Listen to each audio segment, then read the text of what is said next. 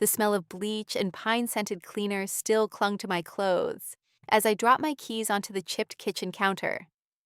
It was just past midnight.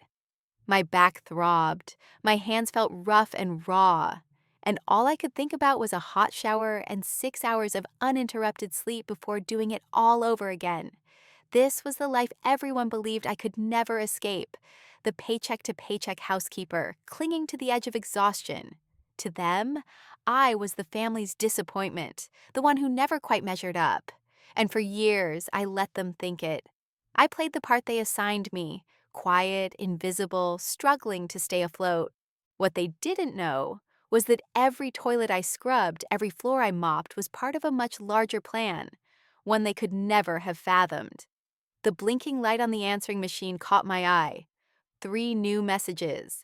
I pressed play and listened as the familiar voices spilled into the empty kitchen. "Hey, Mandy!" chirped my sister Lisa, her voice sugar-coated with pretend sweetness.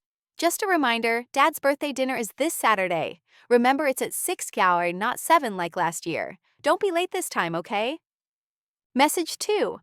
"Mandy, we're ordering from that fancy steakhouse for the dinner, so maybe grab a bite before you come. Since it's probably out of your budget, sweetie." Message 3. My father's gruff tone. "Don't bring one of your weird thrift store gifts. Just show up, say happy birthday, and try not to embarrass anyone." I stood in the stillness, their words cutting deeper than I cared to admit. They thought they were being considerate, even helpful. But every word dripped with judgment, a reminder of where they believed I stood, beneath them, barely holding on.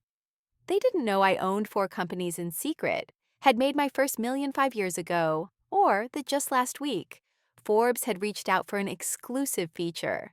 An article on the hidden mogul who quietly built an empire. I hadn't responded yet. Not because I wasn't ready, but because the timing had to be perfect. And it all traced back to a dinner, just like the one coming up 10 years ago, when my father called me a pathetic girl, still cleaning other people's homes. Back then, I was 23, fresh out of a toxic relationship, broke and desperate. I dropped out of college to care for my grandmother, the woman who practically raised me. No one else in the family had lifted a finger. They were too busy climbing their glossy career ladders: finance, law, marketing. When Grandma passed away, I was left alone. No savings, no degree, no direction. I took the only job I could get, cleaning houses. At first, it was supposed to be temporary, just something to pay the bills. Then, one day, I cleaned for a woman named Evelyn Kane. She had old money, the kind that didn't blink at luxury, and she saw something in me no one else had. "You're sharp," she said one afternoon as I organized her chaotic filing system in less than an hour. "Why are you wasting that mind on scrubbing floors?" I told her I didn't have the luxury to dream big. She laughed gently and handed me a book, The Lean Startup.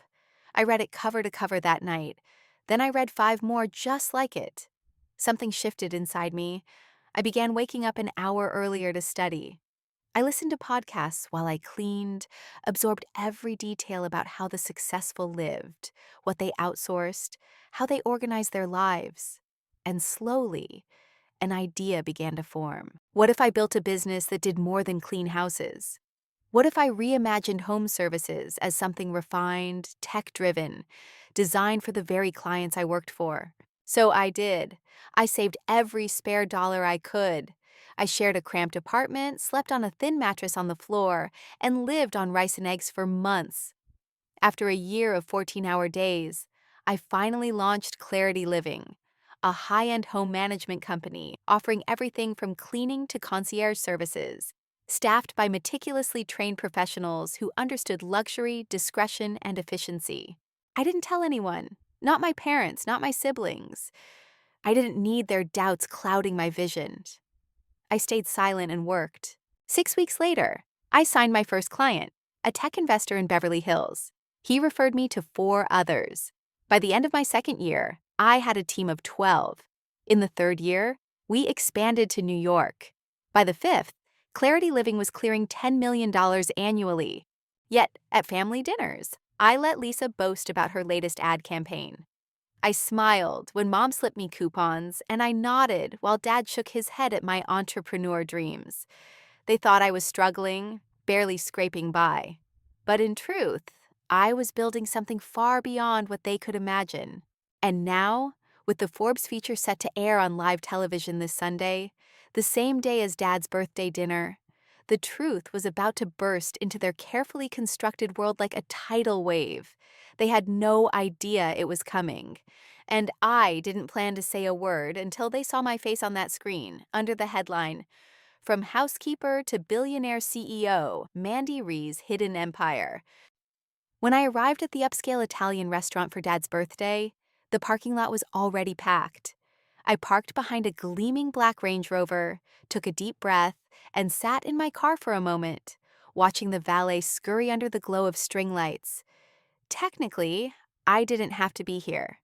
I could have skipped the dinner and let the morning headlines do all the talking. But a part of me wanted to see their faces when it all unfolded, to remember every smirk, every dismissive glance, and to watch the moment their world shifted. I stepped out of my modest sedan, the one I'd kept for appearances. No one would suspect that the woman behind the wheel had a private collection of luxury cars tucked away in a downtown garage. I handed my keys to the valet and walked inside. "Mandy!" Lisa's voice rang out, syrupy, sweet as ever. She stood to greet me, arms open wide. "You're on time. Shocking." I mustered a polite smile. "Happy birthday, Dad," I said. He barely looked up from the menu. "You look tired. Long day of cleaning?" There it was, the jab he'd been itching to deliver the moment I walked in. I felt my chest tighten, but I smiled instead. "You could say that." Mom reached over, patting my hand like I was a stray dog. "We're just glad you could make it. We know your job keeps you busy." Busy. That's what she called managing 3 regional directors and negotiating contracts with international developers. Sure, busy. As the server arrived to take our orders, Lisa launched into a monologue about her big client pitch, some tech brand and influencer collaboration. She flipped her hair like a movie star. "So," she said, turning to me, "how's the cleaning gig?" I took a sip of my water. "It's growing." Dad snorted into his whiskey. "Must be nice not to have to think. Just mop and move on. Simple life." There was a time when those words would have broken me, when I'd have cried myself to sleep, wondering if I was making a mistake by staying quiet.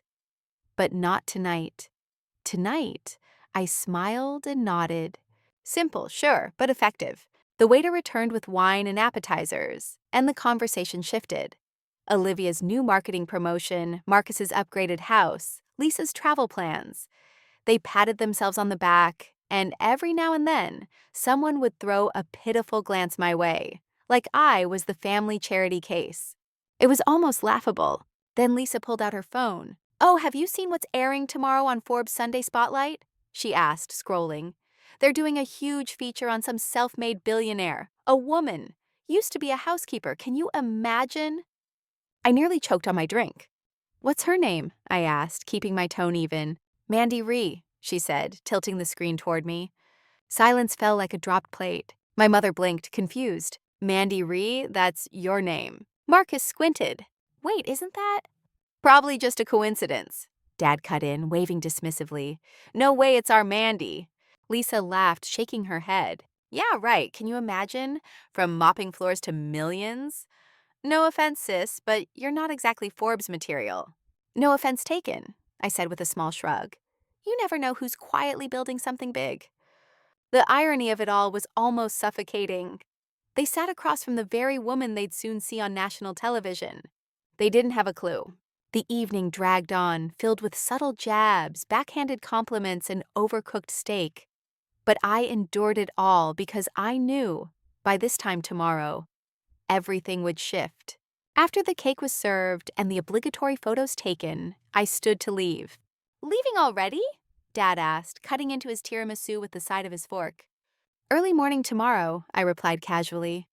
"Still scrubbing toilets?" he smirked. I smiled, cool and composed. "Something like that." As I turned to go, Lisa called after me, her voice sharp with mockery. "Bring gloves next time. You can clean my apartment while you're at it." I paused, glancing over my shoulder with a smile that said everything and nothing all at once. "See you tomorrow," I said and left them to their assumptions. They thought I meant brunch.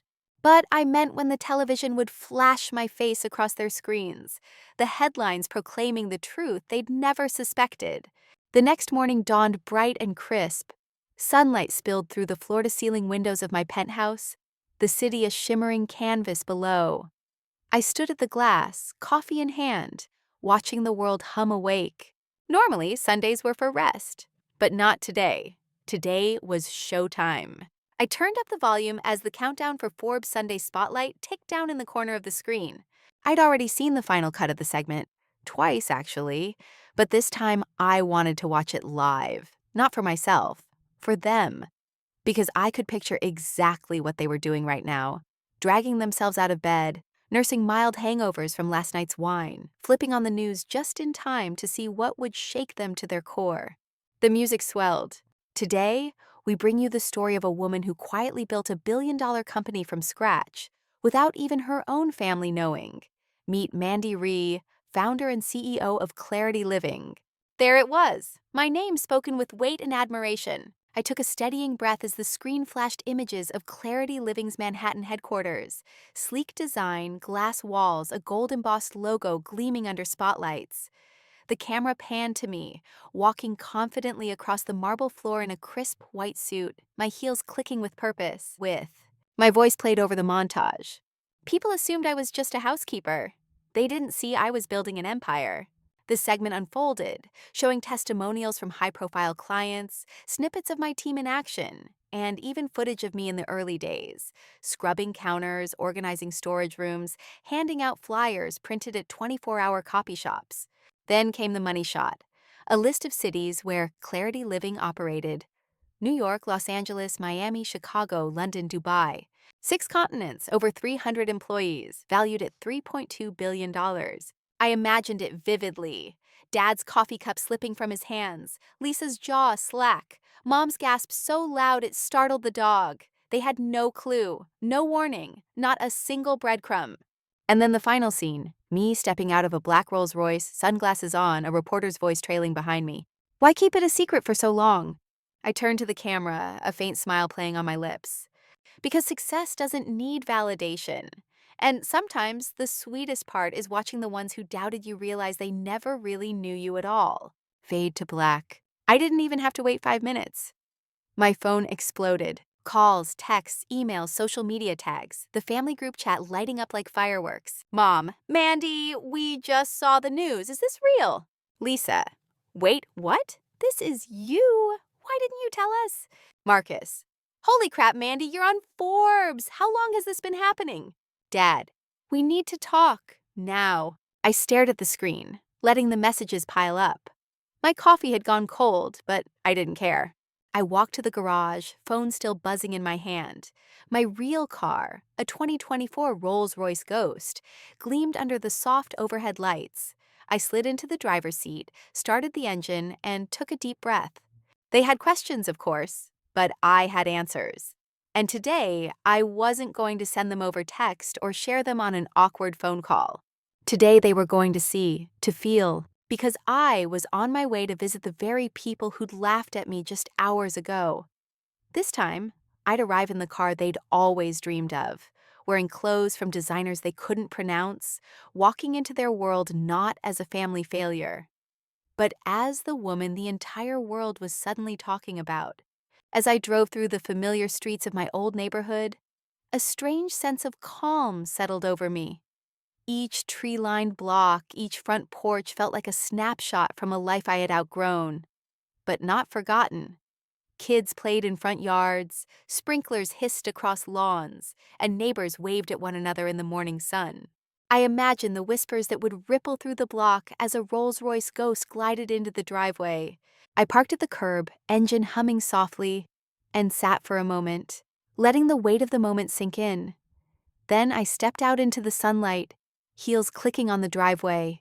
Before I even reached the front steps, Mom opened the door. Her face was pale, mascara smudged, as if she had been crying all night. "Mandy," she breathed, almost like a question. "Is it true?" I gave her a gentle smile and held up my phone, the Forbes headline still glowing on the screen. "You tell me." Inside the house, the air felt heavier, thick with tension, disbelief, maybe even a little fear. Mom stepped back, her gaze raking over me like she was seeing me for the first time. Her hair was hastily pinned up, her blouse creased from a restless night. She opened her mouth to say something, but no words came. Before I could speak, Dad appeared in the hallway, eyes sharp and wary. He looked at me like I was a stranger who had just walked through the front door. "Mandy," he said, his voice lower than usual. "What? What the hell is going on?" I didn't answer right away. Instead, I walked past them both, my heels echoing softly on the hardwood floor. I sat down on the same couch where, years ago, I had once cried when Dad told me I was wasting my life by turning down a receptionist job at his friend's firm. Now, I owned companies that could buy and sell that firm 10 times over. Mom and Dad followed me into the living room, their faces tight, unsure of what to say. Dad stood stiff, arms crossed. Mom sank into a chair like the weight of everything had suddenly crushed her. 15 minutes later, Lisa and Marcus arrived, breathless, clearly having seen the family chat blow up. Lisa clutched her designer purse like it was a lifeline, her eyes wide with shock. "Mandy, all this time you were what? Living a double life?" Marcus sank onto the couch across from me, phone still in hand, blinking like he'd seen a ghost. "I Googled you. Mandy Ree, it's all real. Clarity Living. That's you." I nodded calmly, my face unreadable. "Yes, it's me." "But you let us think you were struggling," Lisa stammered. "You let us believe you were broke." "No," I corrected her, my tone measured. "You chose to believe it. I never said I was broke. I just didn't correct you when you assumed." Dad snapped, frustration spilling out. "You drove that beat-up car, wore thrift store clothes, asked us to go easy on your birthday gifts. What were we supposed to think? That maybe I didn't need to prove anything to you?" I looked him square in the eye. That I didn't need designer labels to know my worth. Lisa scoffed, her laugh sharp. "Easy for you to say, coming here in a Rolls Royce." I leaned in slightly, my voice soft but cutting. "The car wasn't for me. It was for you, to make sure you finally saw me. Let's be honest, Lisa. If I'd walked in here and told you I ran a company valued at over $3 billion, you wouldn't have believed me." Dad opened his mouth again, but for once no words came. I let the silence hang for a beat, then spoke, my voice barely above a whisper. "You know what hurt the most? It wasn't the assumptions. It was how easily you all believed I had failed. None of you ever asked me what I was working on, what I was passionate about. You just saw the housekeeper and dismissed the dreamer." The room felt like it had been drained of air. Finally, Marcus spoke up. "But why keep it a secret, Mandy? We're family. Why not tell us?" I turned to him, my expression steady. "Do you remember when Grandma got sick? I dropped out of college to care for her. And what did you all say? That I was throwing away my future, that I was irresponsible. No one offered to help. No one asked how I was holding up. So I started cleaning houses. It wasn't glamorous, but it was what I had. And then, one day, a client gave me a book and a chance. That chance became an idea. The idea became a business. And the business became an empire." I paused, letting the weight of my words settle in. "I didn't tell you because I didn't want to fight for your approval. I wanted to build something on my own terms. And now that I have, I wanted you to see it, not just hear about it." Lisa fidgeted, clearly uncomfortable. I I thought you were just trying to figure yourself out." "I figured myself out a long time ago," I said quietly. "You just never looked close enough to notice." For the first time in my life, Dad looked small, vulnerable. "So what now?" he asked. "You're just here to rub it in our faces?" "No," I said firmly, my voice steady and calm. "I'm not here for that. I'm here because I want you to finally know who I am." I glanced around the room, letting my gaze settle on each of them. "And because tonight, there's a dinner at the Paramount. Private chef, full staff, top floor. It's reserved for us. I own it now." Lisa's brows knit together. "The Paramount? That place with the 6-month wait list?" "Yes," I replied simply. "I own it. And tonight, we're going to sit around a table again. but the conversation will be different. Mom looked like she might cry. We don't deserve this. I smiled softly, my voice gentle. Maybe not, but I didn't do this to punish you. I did it to prove something, that success doesn't always announce itself. Sometimes it grows in the shadows, in silence. And when it's ready, it speaks for itself. The elevator ride up to the Paramount's top floor was silent. My family stood in the mirrored lift, their reflections staring back at them, uncertain and small in the grandeur they'd never imagined I could create. Even Lisa, who usually lit up any room, clutched her handbag like a child's security blanket, her eyes darting around as if afraid someone might ask her to explain why she was there. When the door slid open, a private host greeted us with a warm smile. "Welcome, Ms. Ree. The dining room is ready for you." We stepped into the space I had redesigned just a few months earlier. Glass walls revealing the city's glittering skyline, a long black marble table gleaming under soft pendant lights, a string quartet playing quietly in the corner. It wasn't about wealth tonight. It was about perspective, showing them what they had never truly seen. The servers moved with quiet precision, guiding everyone to their seats. Each place setting had a custom menu printed in gold foil, the guest's name shining at the top. Next to each menu was a small sealed envelope. I waited until the wine had been poured, until the first course, lobster risotto, was served. Then I spoke. "Before we eat, I'd like you to open the envelope in front of you." They glanced at me, puzzled, but followed my instruction. One by one, they unfolded the papers inside. Lisa gasped first. Her envelope held a simple chart, 2 columns, one labeled Lisa's annual salary, the other Mandy's daily passive income.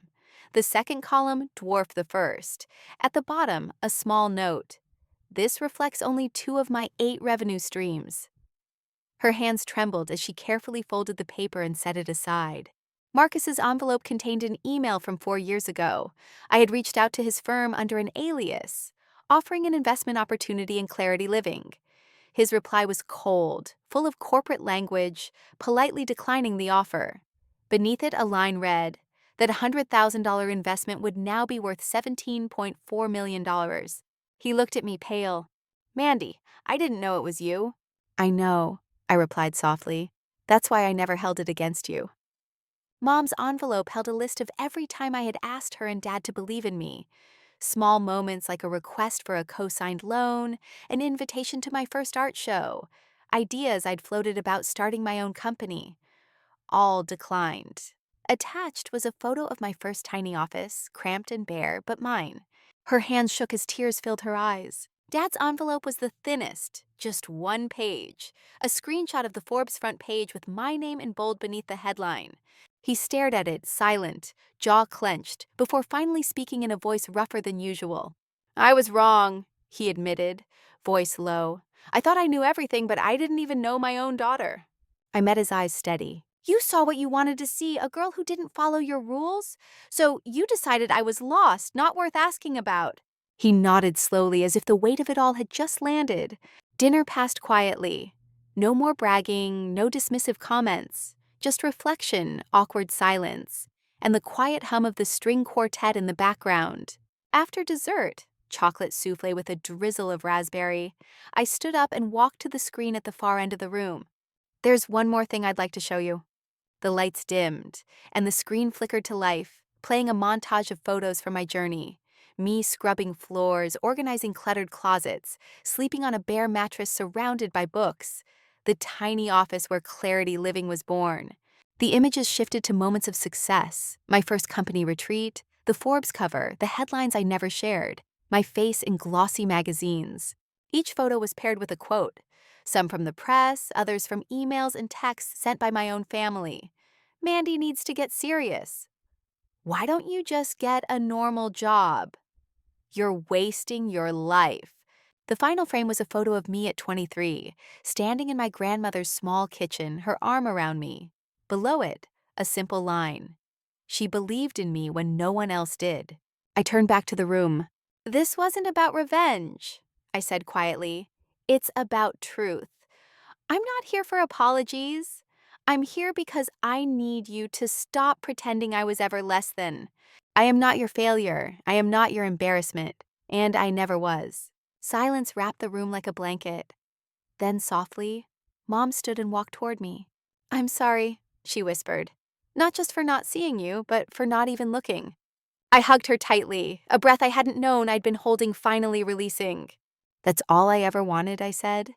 As the string quartet played and the city sparkled below, I knew this wasn't just a dinner. It was a reckoning. And maybe, just maybe, the start of something new. A week later, the headlines hadn't slowed. My inbox overflowed with partnership requests, podcast invites, offers for speaking engagements, even a book deal. Forbes named me one of the most influential women of the year. But none of that kept me up at night. What lingered was the quiet, the stillness that follows a lifetime of noise, the realization that I didn't have to chase approval anymore. I had arrived. One afternoon, I sat on the terrace of my brownstone, the one my family didn't know about. It was simpler than the penthouse, ivy climbing the walls, an old stone fountain bubbling in the corner. My dog, Luna, lay curled beside me, unconcerned with wealth or success. My phone buzzed. A message from Dad. Saw your TED Talk. You were incredible. Proud of you, Mandy. Wish I'd listened sooner. I stared at the message for a long time, not because it erased the past, but because it was a start, a crack in the wall, a bridge being built. A notification popped up. Forbes interview live in 20 minutes. I glanced at the clock just enough time. I walked inside, changed into jeans and a simple blouse. No stylist, no prep team, no fancy heels. Just me. When the interview started, the host smiled warmly. Mandy Ree, thank you for joining us. Happy to, I replied. We've had such an overwhelming response to your story. But one question keeps coming up. What kept you going when everyone, including your own family, seemed to doubt you? I paused for a moment, then smiled. You don't need everyone to believe in you. Sometimes you just need one person. And sometimes that person is you. He nodded thoughtfully. And if you could say one thing to the younger you, scrubbing floors in that tiny apartment, what would it be? I felt my throat tighten. I'd tell her that it's okay to feel invisible. Sometimes invisibility is a gift. It lets you build quietly, grow without judgment, and rise without interference. And when the time is right, you won't need to explain yourself. You'll just arrive, and the world will have no choice but to notice. When the interview ended, I sat back, letting the quiet wrap around me like a warm blanket. Later that day, I visited the cemetery for the first time in months. I laid a bouquet of fresh tulips at my grandmother's headstone and whispered, "You were right about everything." I placed the original Clarity Living flyer beside her stone, the one I printed late at night, terrified and hopeful all at once.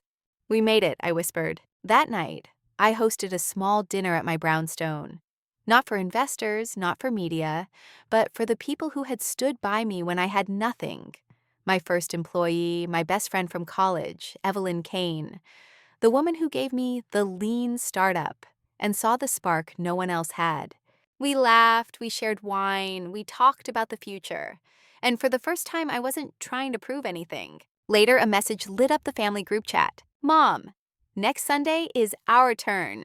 Dinner at our place. You don't have to bring anything, just you. And if you're willing, maybe you can tell us more about what you're building. We want to learn. Finally, I smiled. There was no confetti, no grand fireworks, just quiet understanding and the slow unraveling of the old story they had written about me. Because I hadn't just changed my life. I had rewritten the narrative,